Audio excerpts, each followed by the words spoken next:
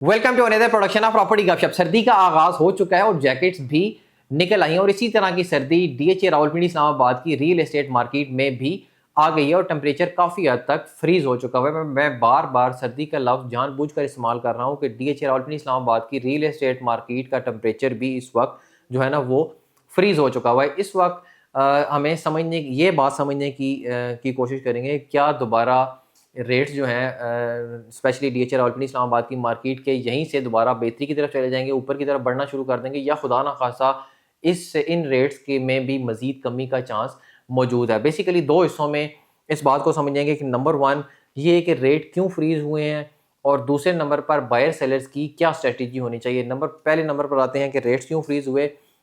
थोड़ा सा पाकिस्तान की रियल एस्टेट हिस्ट्री में हम जाएँ तो हमें तकरीबन हर 4-5 साल बाद 6 साल बाद हमें एक बूम नज़र आता है। जैसे रिसेंटली हमने 2020-21 का एक बूम गुजारा जिसमें मार्केट जो है ना बहुत तेज़ चल रही थी और हर बंदे ने पैसा कमाया, चाहे वो शॉर्ट टर्म इन्वेस्टर था, चाहे ट्रेडर था, चाहे वो लॉन्ग टर्म इन्वेस्टर था, हर बंदे ने जो है ना वो पैसा कमाया।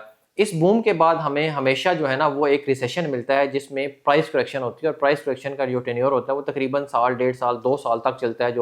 जो 2020-21 का बूम था वो तकरीबन 23-24 तक उसमें प्राइस 2 साल जो है ना वो प्राइस करेक्शन आती है 2-2.5 साल तक। इस प्राइस करेक्शन में जिन लोगों ने बाइंग सेलिंग की होती है, ज़्यादातर जो बायर्स बाइंग हुई होती है, किसी ना किसी नाम पे चीज़ जाती है और उन्होंने बाद में वो चीज़ बेचनी भी होती है और उसमें मैक्सिमम सेलर्स ऐसे होते हैं, आप कह लें 90% सेलर्स ऐसे होते हैं जिनमें जो आप कह लें कि करेक्शन बर्दाश्त करने की जो हद होती है वो एक लिमिटेड हद होती है। जैसे कि फ़र्ज़ करें एक प्लॉट है 2 करोड़ रुपए का, वो उसमें कहते हैं कि ठीक है हम 10 लाख या 15 लाख तक का नुकसान बेयर कर सकते हैं, इससे ज़्यादा का नुकसान हम बेयर नहीं कर सकते और एक सर्टेन अमाउंट की कि हमारे पास इतनी ऑफ़र होगी तो हम उसको जो है ना वो सेल करेंगे, वरना नहीं सेल करेंगे। अक्सर लोग कॉल करते हैं कि भाई इतनी तुहाडे कोल ऑफ़र हुई, मेरी मर्ज़ी के मुताबिक सानू कॉल करियो, नहीं तो सानू कॉल करने की कोई ज़रूरत नहीं।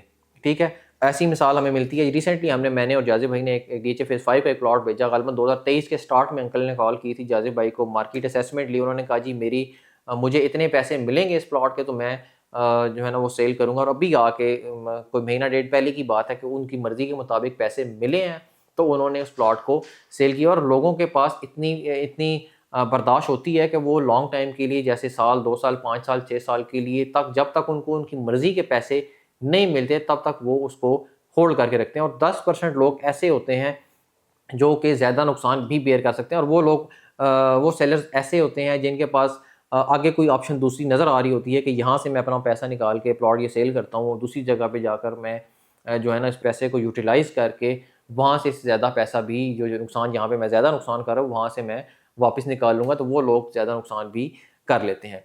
दूसरे नंबर पर आते हैं कि बायर्स की क्या स्ट्रेटजी होनी चाहिए। बायर्स होते हैं बेसिकली 3 तरह के बायर्स होते हैं। नंबर 1 एंड यूज़र जिन्होंने अपना घर बनाने के लिए जगह लेनी होती है।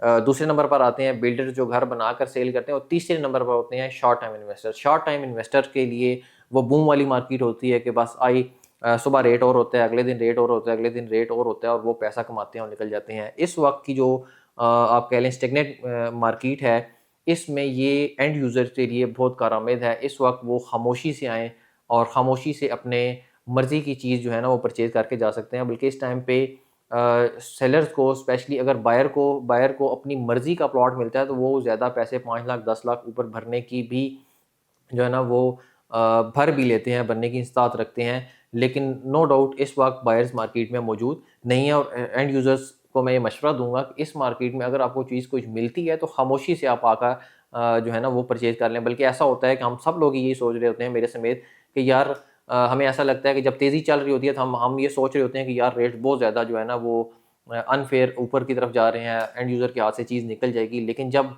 मार्केट कोल्ड होती है उस वक्त जो है ना वो हम कहते हैं वेट एंड सी, देखते हैं कि हमें मज़ीद जो है ना इसमें भी देखिएगा कि हमें रेट और कम मिलेंगे। हालाँकि ऐसा होता है कि कुछ टाइम बाद बाज़ औक़ात ऐसा भी होता है कि रेट गिर जाते हैं, बाज़ औक़ात ऐसा होता है कि कुछ टाइम बाद वहीं से जब मार्केट स्टार्ट होती है तो वहीं से दोबारा जो है ना वो बेहतरी की तरफ जाना शुरू कर देती है। जैसे 2024 के एंड तक जो है ना वो मार्केट प्राइस करेक्शन हुई, उसके बाद ऑटोमेटिकली जनवरी 2025 में दोबारा से जो है ना वो बेहतरी आना शुरू होगी मार्केट में और अच्छे खासे जो है ना वो 24 की निस्बत रेट्स जो है ना वो बेहतरी आ गई। अभी आके मार्केट फिर दोबारा जो है ना वो अपनी नॉर्मल, आप कह रहे हैं कि थोड़े से प्राइस इस वक्त रेट्स फ्रीज़ हुए हैं। लोगों ने अपने, ऐसा नहीं है कि लोगों ने नुकसान पे चीज़ बेची हो, बिल्कुल फ्रीज़ हो चुके हुए हैं और अपनी मर्ज़ी का पैसा, जैसे मैंने आपको बताया पहले कि लोगों में एक कह रहे हैं कि कल्चरल प्रॉब्लम है कि इतना हम नुकसान बेयर कर सकते हैं, उसके अलावा हम नुकसान बेयर नहीं कर सकते, हमारी मर्ज़ी के पैसे मिलेंगे तो हम ले लें।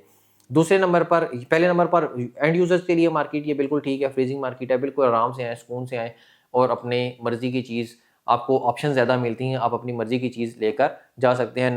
दूसरे नंबर पर जो बिल्डर्स हैं उनके लिए फ़ायदेमंद मार्केट है कि खामोशी से, वैसे भी वो मार्केट में टच होते हैं, खामोशी से अपनी मर्ज़ी का हम अक्सर ये लफ्ज़ इस्तेमाल करते हैं बिल्डर्स लोकेशन का, कि अच्छी लोकेशन पर प्लॉट हो और वो बनाकर उसको सेल करके लें, उनके लिए भी ये मार्केट अच्छी मार्केट है। तीसरे नंबर पर जो शॉर्ट टर्म इन्वेस्टर हैं उनके लिए ये मार्केट बिल्कुल भी ठीक नहीं है। इस वक्त वो शॉर्ट टाइम के लिए बिल्कुल भी खेल नहीं सकते। लॉन्ग टाइम के लिए किसी बंदे ने अपना एसेट बनाना हो तो वो भी इस वक्त यहाँ रियल एस्टेट मार्केट में, चाहे वो रेजिडेंशियल हो, कमर्शियल हो, वो परचेज कर सकता है। हम नॉर्मली इंसान जो ग्रॉसरी वगैरह करने जाते हैं या अपने कपड़े खरीदने के लिए मार्केट में जाते हैं, जैसे आजकल अक्सर घर वालों के साथ राजा बाजार चक्कर लगे, तो मैं उन्हें ये कहता हूँ कि आपने सैटरडे संडे जो है ना वो थोड़ा अवॉइड किया करें बाजार जाने के लिए। उस दिन मैंने, क्योंकि ये प्रैक्टिकल मैं आपको बता रहा हूँ, उस दिन अगर जाएँ, सैटरडे संडे वाले दिन जाएँ, उस दिन कस्टमर ज़्यादा होते हैं, हजूम ज़्यादा होता है, तो आपको जो दुकानदार होता है वो इतने लिफ्ट नहीं करवाता। बल्कि जब मैं वर्किंग डेज़ में गया हूँ, जैसे मंडे से लेकर फ्राइडे तक मैं अगर मार्केट में गया हूँ, तो वही दुकानदार जो हफ्ता इतवार को, सैटरडे संडे को लिफ्ट नहीं करवा रहा होता, वो वर्किंग डेज़ में हमें बिठा के चाय भी पिलाता है और पूरी दुकान खोल के दिखा रहा भी होता है कि यार ये ऑप्शन भी मेरे पास है, ये भी है, ये भी है। इस वक़्त आप समझें कि वर्किंग डेज़ की मार्केट है, मंडे से फ्राइडे वाली। आपको डीलर किसी के पास भी आप जाएँगे, आपको इन्वेंटरी भी ज़्यादा मिलेगी, आप उसमें से सिलेक्शन कर सकते हैं, आपकी अपनी मर्ज़ी के हिसाब से जो है ना वो अपना प्लॉट परचेज़ कर सकते हैं।